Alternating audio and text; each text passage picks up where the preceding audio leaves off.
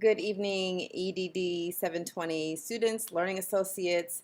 I've created this video as a guideline or as a complement to a document that I've created and posted on D2L entitled Significant Quotes from After the At-Risk Label, Chapter 2.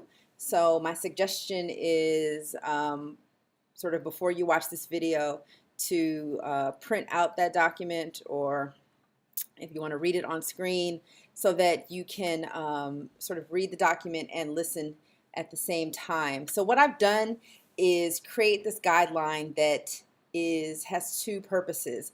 The first purpose is what I'll be discussing in this video, which is to provide what I believe are the most relevant ideas from the chapter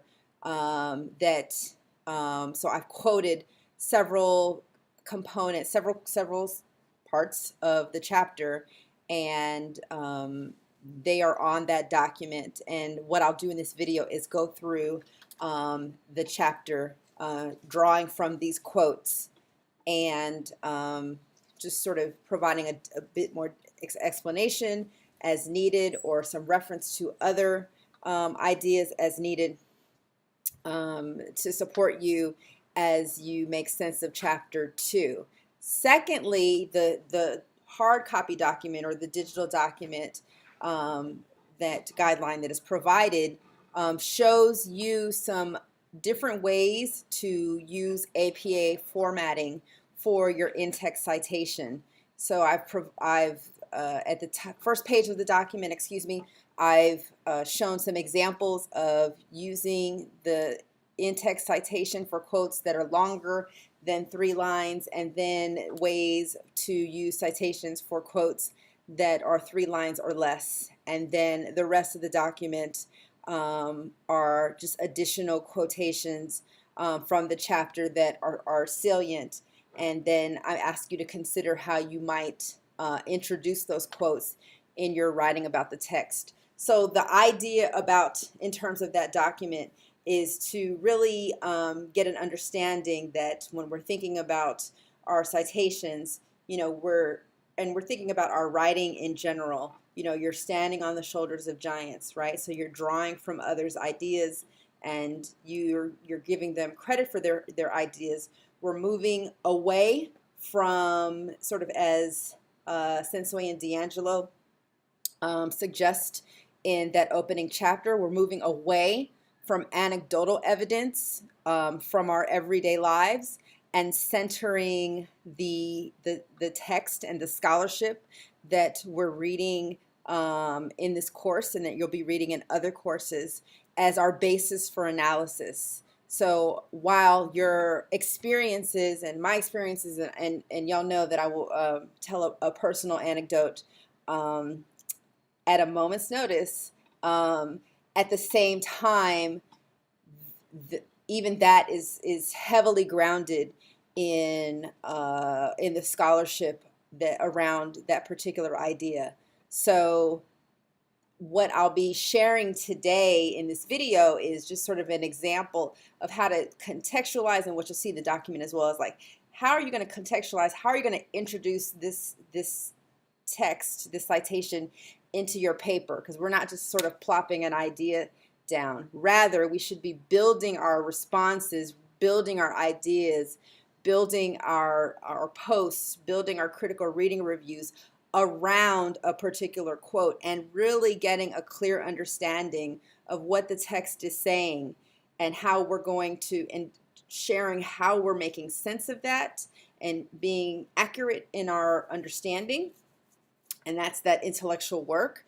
And then adding to those ideas through conversation with other scholarship that you read, right? So paying attention to the scholarship that the author cites, or looking up a term or a concept that the author shares, and seeing, well, who else has written about this, and what else have they said, so that you're moving towards putting ideas from the literature in conversation with one another, in lieu of in conversation, your personal experience in conversation with the literature. So we're sort of moving our lens just a little bit towards a an expectation in academic study around discourse in discourse about the existing literature in a topic.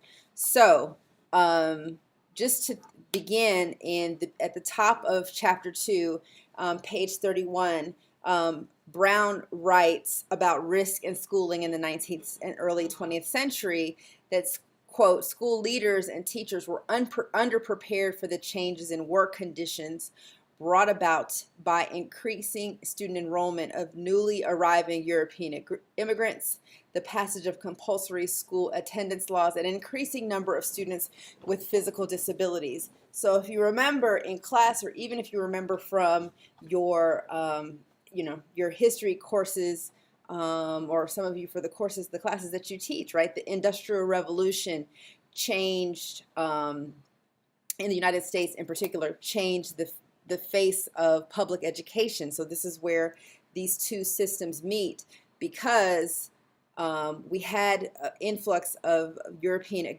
immigrants, coming to the United States, then children not working in factories anymore, right? Not laboring in factories alongside their parents, or even just coming to work with their parents, but it being required for children to attend public school with the advent of public education. And Brown is saying here the increasing number of students with physical disabilities. Well, it was also the invention of school, right, in the late and 19th century. So prior to this time period, students were not regularly attending public schools, right? So wealthy students had tutors, and we had the one-room schoolhouse, but we did not have sort of the massive school institutions that exist today. Those hadn't been constructed yet.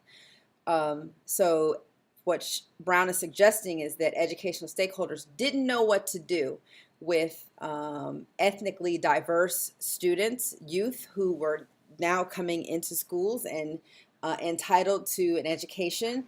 And what began was this movement towards this categorization and identification of risk that was associated with one's ethnic background. And then that continued as other groups were being schooled in public education. So the influx of African American students during the Great Migration also aligned with this argument that students of Black heritage or Southern or Eastern European backgrounds or Indigenous and Chinese backgrounds were incapable of high intellectual achievement. And then this argument advanced that this was because of innate genetic deficiencies. So the argument or the reasoning that students of different racial, ethnic, and cultural backgrounds were socially deviant or different, and that there's some relationship between those two domains, really began to take hold with the increasing number of increasing face of diversity in public education. And educational stakeholders utilized, like Charles Darwin's work, which has basis in biological, an explanation for biological processes of reproduction and natural selection, which Brown discusses on page 33. That was then applied and used for social Darwinism to sort of make an argument for a biologically deterministic argument around intellectual ability. Brown discusses Lamarck's theories on intellectual capacity in stating that there was this idea implicit in Lamarck's work that will or personal intention might have some ability to change someone's station in life or someone's situation in life, but ultimately you are likely to inherit your parents' behavioral patterns. So again, there's this argument for a biological relationship to intellectual ability and then therefore success in school. And so therefore, because groups that were non-dominant groups or marginalized groups did not meet the criteria or did not or held different values, beliefs, practices, right? Different cultural, we talked about cultural heritage when we read Senso and D'Angelo. Because they were in this non-normative category, then they were at risk. So because of this, it was argued that it was necessary to remove some of the factors that created risk in the lives of these groups. So the Boys Club in New York, which, Boys and Girls Club still exists, was started as a means to keep boys off the streets and out of trouble. The Fresh Air Fund, which also still exists, money was raised to send poor children to a rural setting, live in a family home for 2 weeks. Also during the early 20th century, Brown writes about on page 35. There was also reports. So the Colored School Children in New York report was a comprehensive report, the first of its kind, that situated black students as problems in the public school system. So the report identified the need for black mothers to learn from more appropriate and middle-class parenting models, and for black children to be exposed to social opportunities outside of their own neighborhoods. And so fundamentally, black youth were being viewed as problems that made the work of the teacher and the school more difficult, and therefore we needed to identify why, and then why this occurred, and the problem was sort of again placed on the family unit, and then find ways to ameliorate or to mollify these risks. So one policy, and a sort of a policy initiative, was the Elementary and Secondary Education Act of 1965, and it was a part of that act was educational research to look at larger groups of students of color, so black students, Mexican American, Chicano, Puerto Rican students, and why they experience lower academic achievement than their middle class and white counterparts in the United States. So that initiative spurred the development of compensatory programs, including Head Start or Follow Through or Title I, that were federally funded. And these programs, which do have, many would argue that do have some benefit. I mean, there's still in existence, right? Have benefit to students who are in poverty or students of color, but were originally designed to provide them with the skills they needed to navigate systems because they were viewed as not having what is associated with white middle class values, lifestyles, and ideals. So it was the belief that it was grounded in the belief that these students of color have the potential to achieve, but needed these compensatory programs to fill the void in terms of their economic, social, and cultural gaps in their lives. So Brown then moves us to sort of the late 80s and into the aughts with her discussion of A Nation at Risk. So you all read A Nation at Risk and very astutely identified, some of the ways that the document does not explicitly assert blame on one particular group or another, but at the same time provides enough sort of is enough of a catalyst, I should say, for policymakers, researchers, and educators to hear this word risk, to pick up this word risk, and to also feel this energy around a threat to national security or a threat to international competitiveness, and the need for the United States school system to do something about identifying and mitigating the risks that youth who did not achieve at a level that was equal to their counterparts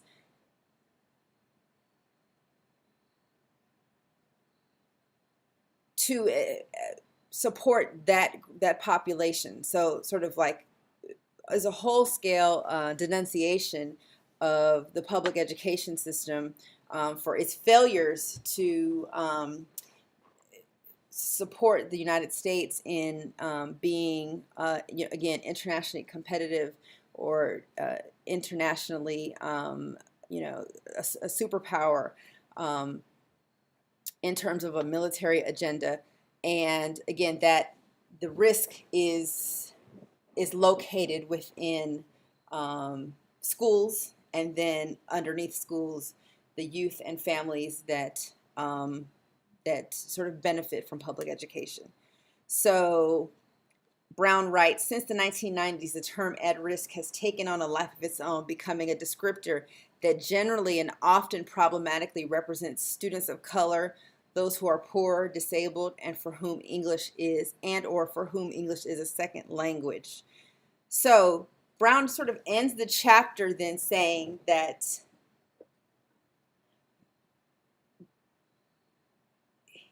outlining that here's this historical trajectory, and now at this point in time there's sort of two schools of thought with this idea of at risk. So the term at risk, she argues, has begun to grow out of favor, and one school of thought has advocated for a need to shift terms to use words like at promise or placed at risk or vulnerable, with which many of you may have heard before.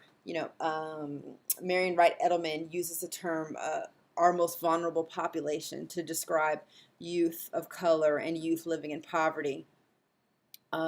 So there's this move towards sort of changing how we describe or where we locate risk, and how we describe youth who have a higher probability of low academic achievement.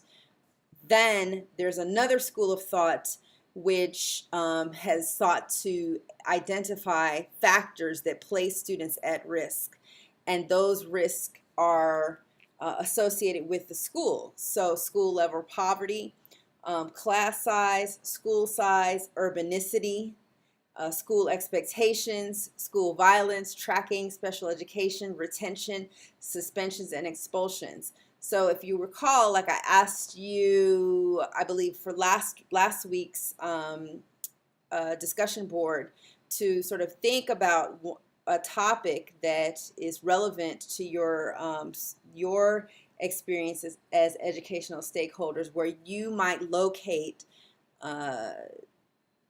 school-based oppressions, right, and school-based inequalities, for example. And so notice that some of these that are on your list, some of these that are on the list that were identified by Land and Ledgers are also what you all identified in discussion board last week. So a part of identifying those factors that are associated with risk is to identify the protective factors that can ameliorate or mollify the negative effects of these school risk factors that exist in students' lives. So that's sort of where the conversation has landed to date. So Brown brings us from the late 19th century up until up into the 21st century in terms of her discussion of what it means to be at risk. And then in the subsequent chapter, we sort of go back and look much more closely at federal policies associated with risk. So I hope that this video is helpful for you all as you work into next week on chapter 2 of the Brown text. Chapter 1, I see that that's moving and grooving on discussion board. So this is for you to help for next week. And I look forward to reading your thoughts virtually.